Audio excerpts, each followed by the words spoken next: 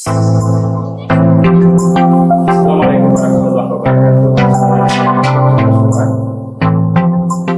Baik, para peserta SKPP Bawaslu Republik Indonesia yang saya hormati, perkenalkan, nama saya Abdullah, Ketua Badan Pengawas Pemilu Provinsi Jawa Barat. Dalam sesi kali ini akan menyampaikan satu materi dari tema besar kita tentang pengawasan partisipatif. Subtema yang akan kita ulas kali ini adalah isu-isu krusial di dalam pemilu dan pilkada. Para peserta SKPP yang saya hormati, sebelum masuk soal isu-isu krusial apa yang terjadi dalam pilkada, baiknya kita lebih dulu melihat apa makna penting dari pemilu ataupun pilkada. Banyak teori mengatakan bahwa pemilu merupakan mekanisme demokrasi sebagai wujud kedaulatan rakyat untuk menentukan wakil rakyat atau memilih pemimpin untuk menjalankan mandat rakyat tersebut. Tujuannya adalah untuk kesejahteraan bagi masyarakat atau bagi rakyat itu.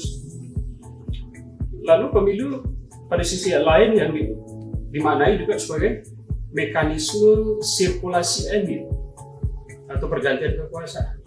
Mekanisme pergantian kekuasaan.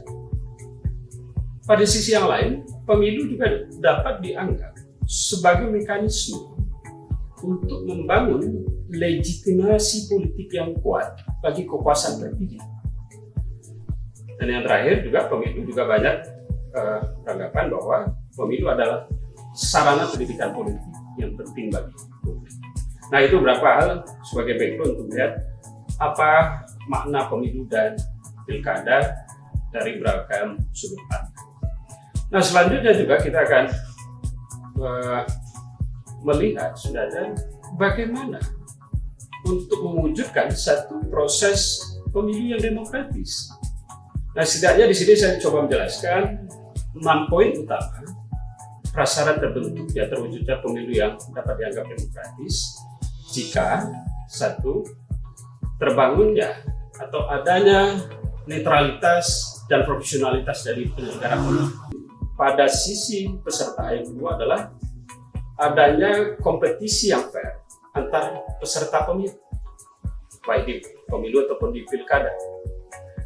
Dan yang ketiga adalah adanya pelibatan warga pemilih dalam hal ini, sehingga penyelenggara pemilu harus menjamin hak konstitusional pemilih juga masuk sebagai pemilih di dalam pemilu.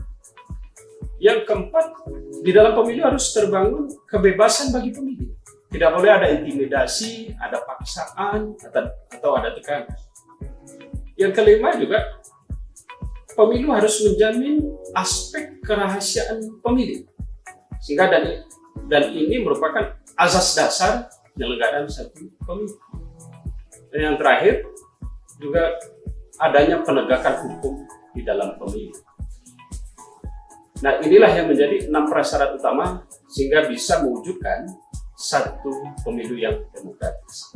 Lalu selanjutnya, di setiap pemilu dan pilkada, para peserta SKPP yang saya hormati, seringkali kita mendapati satu fenomena hampir mungkin saja di setiap pemilu dan pilkada, beberapa persoalan-persoalan yang muncul dan ini dapat menurunkan derajat integritas dan kualitas pemilu kita. Yang pertama, apa saja yang dapat menurunkan derajat maupun kualitas pemilu kita? Saya membagi pada 4 aspek. Aspek pertama dari kontestan pemilu, aspek kedua dari penyelenggara pemilu yang bisa disebabkan oleh penyelenggara pemilu, yang ketiga oleh pemerintah ataupun TNI dan Polri ataupun para pihak di luar dari penyelenggara, yang keempat faktor pemilu. Nah, baik, kita ulas satu-satu. Apa yang menyebabkan rendahnya kualitas pemilu yang disebabkan oleh kontestan? Satu, kontestan pemilu atau peserta pemilu ini seringkali membangun keterpilihan dengan cara atau strategi yang merusak integritas, misal membangun keterpilihan dengan cara-cara transaksional atau dengan politik uang, atau mempengaruhi pemilih dengan iming-iming tertentu dalam bentuk uang ataupun barang ataupun jasa. sehingga minta dipilih dengan pola transaksional tadi, bukan mengedepankan soal aspek visi, misi, dan agenda programatik. Lalu yang kedua juga menggunakan dan mempolitisir isu-isu suku, agama, ras, atau golongan sebagai komoditas kampanye mereka untuk menjatuhkan lawan politik, dan ini menciderai prinsip kontestasi yang fair, atau melakukan black campaign dalam menyebar informasi kebohongan. Tujuannya adalah menjatuhkan lawan politik. Dan yang juga seringkali juga peserta pemilu tidak taat azas aturan hukum dalam pemilu. Seringkali melanggar dari ketentuan, misal pemasangan spanduk yang tidak prosedural, melakukan pelanggaran-pelanggaran hukum pemilu. Nah, itu yang disebabkan oleh kontribusi rendahnya kualitas pemilu oleh peserta pemilu. Yang kedua, juga rendahnya kualitas pemilu yang disebabkan oleh penyelenggara pemilu. Bisa ada penyelenggara yang tidak netral dan penyelenggara yang tidak profesional dalam menjalankan tugas. Ini juga berkontribusi terhadap rendahnya kualitas pemilu kita. Yang kedua juga dari aspek penyelenggara, penyalahgunaan kekuasaan yang dilakukan oleh penyelenggara, misal dengan memanipulasi proses ataupun hasil pemilu. Sehingga dengan hal tersebut, penyelenggara pemilu turut andil menurunkan derajat kualitas pemilu kita. Nah, yang ketiga, pada aspek di luar dari peserta maupun penyelenggara, misal pemerintah, unsur pemerintah, TNI, dan Polri.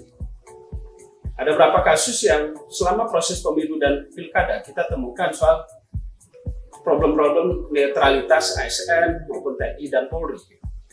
Dan ini menjadi problem serius juga di pemilu kita. Hal yang mereka harusnya dalam posisi tidak melakukan pemihakan, seringkali di dalam pemilu mengambil peran untuk mendukung salah satu peserta pemilu. Nah, ini yang merusak unfair kontestasi di dalam pemilu kita. Dan lalu juga ada kontribusi di unsur pemerintah seringkali juga membuat kebijakan atau mempolitisasi kebijakan-kebijakan baik negara ataupun daerah dalam pemilu untuk kepentingan peserta tertentu. Nah, ini yang juga kita lihat, misal bagaimana program-program populis pemerintah muncul di dalam pemilu ataupun instruksi yang dapat menguntungkan salah satu kandidat peserta pemilu. Nah, lalu juga ada aspek pemilih. Saya kira yang menurunkan kualitas pemilu kita, pertama, informasi terhadap pemilih kaitan dengan informasi kepemiluan juga masih rendah.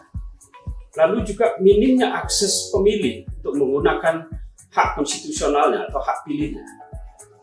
Masih mereka seringkali tidak terdaftar di DPT walaupun mereka sudah memenuhi syarat sebagai pemilih.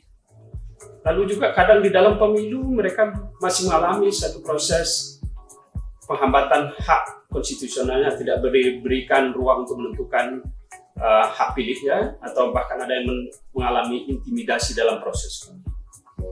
Lalu yang juga penting, ternyata di aspek pemilih yang dapat menurunkan derajat kualitas pemilu kita, para pemilih masih sebagian juga menganggap politik transaksional atau politik uang masih diterima oleh masyarakat. Artinya apa? Masyarakat masih permisif terhadap praktek politik uang yang terjadi baik di pemilu ataupun di pilkada.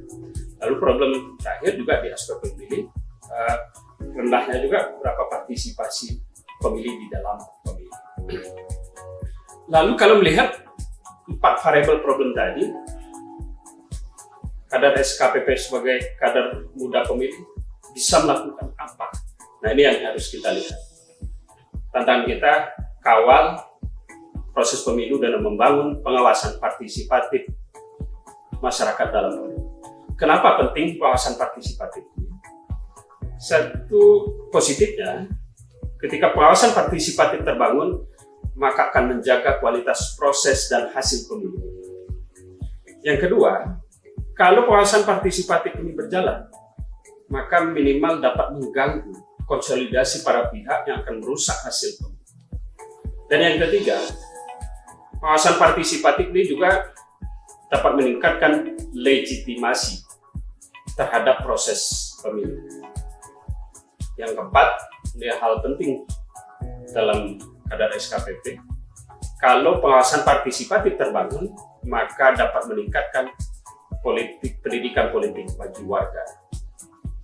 Hasil akhirnya tentu hasil pemilu yang jujur dan adil serta demokratis akan terwujud jika pengawasan partisipatif masyarakat dalam pemilu menguat. Untuk itu, untuk menghadirkan pemilu yang jujur dan adil serta demokratis dibutuhkan